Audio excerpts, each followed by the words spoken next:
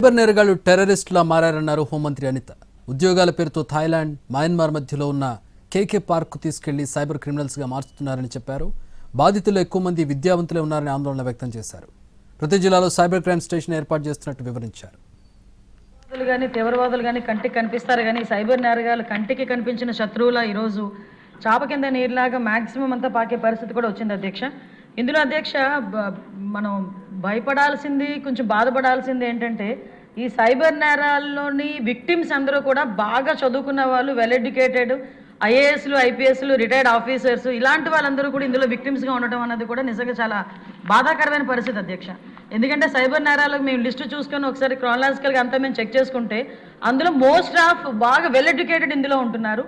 Next of ఇందాక madam గారు చెప్పినట్టుగా విలేజెస్లో కూడా అధ్యక్ష చాలామంది ఏంటంటే 10th క్లాస్ చదువుకొని, ఇంటర్మీడియట్ చదువుకొని ఉద్యోగ అవకాశాలు లేక ఉండేటప్పుడు వాళ్ళకి ఒక రకమైన ఎరవేస్తారు అధ్యక్ష. మీకు 10th క్లాస్కే పలానా విదేశాల్లో ఉద్యోగాలు ఇస్తామని, ఇలాంటి ఉద్యోగాలు ఇస్తామని చెప్పి కొంతమందిని మయన్మార్, థాయిలాండ్ అలాంటి చోట్లకి తీసుకెళ్తున్నామని తీసుకెళ్ళి ఈ థాయిలాండ్కి, మయన్మార్కి మధ్యలో ఒక కేకే పార్క్ అని చెప్పి ఎస్టాబ్లిష్ అయింది అధ్యక్ష. అక్కడికి తీసుకెళ్లి వీళ్ళకి ఉద్యోగాలు ఇస్తున్నామని చెప్పి సైబర్ క్రిమినల్స్గా మార్చే పరిస్థితి కూడా కనిపిస్తూ ఉంది. రీసెంట్గా మన ఆంధ్రప్రదేశ్ నుంచి దగ్గర 110 మంది వాళ్ళని కూడా మనం రెస్క్యూ చేసి మన కేంద్ర మంత్రి రామ్మోహన్ నాయుడు గారు సారథ్యంలో ఇక్కడ కూడా తీసుకురావడం జరిగింది అధ్యక్ష. కంపల్సరీగా ఈ ఎన్డీఏ ప్రభుత్వం మనకి కంపల్సరీగా ఈ సైబర్ నేరాలు అరికట్టడంలో ఒక పక్కా ప్రణాళికతో ముందుకెళ్తున్నాం అధ్యక్ష. ఇప్పటికి మనం 2025లో అక్టోబర్ నెలని సైబర్ క్రైమ్ అవగాహన మంత్ కింద కూడా మనం ఏర్పాటు చేసి ప్రత్యేకంగా 1 month కూడా కార్యక్రమాలు ఏర్పాటు చేసుకున్నాం అధ్యక్ష. ఇవే కాకుండా అధ్యక్ష ప్రత్యేకంగా ఈ సైబర్ నేరాలని, అదేవిధంగా సోషల్ మీడియాని కొంతమేరకు మనం రిస్ట్రిక్ట్ చేయడానికి ఈ మధ్యన ఒక జీవోఎం కూడా ఏర్పాటు చేసుకోవడం జరిగింది.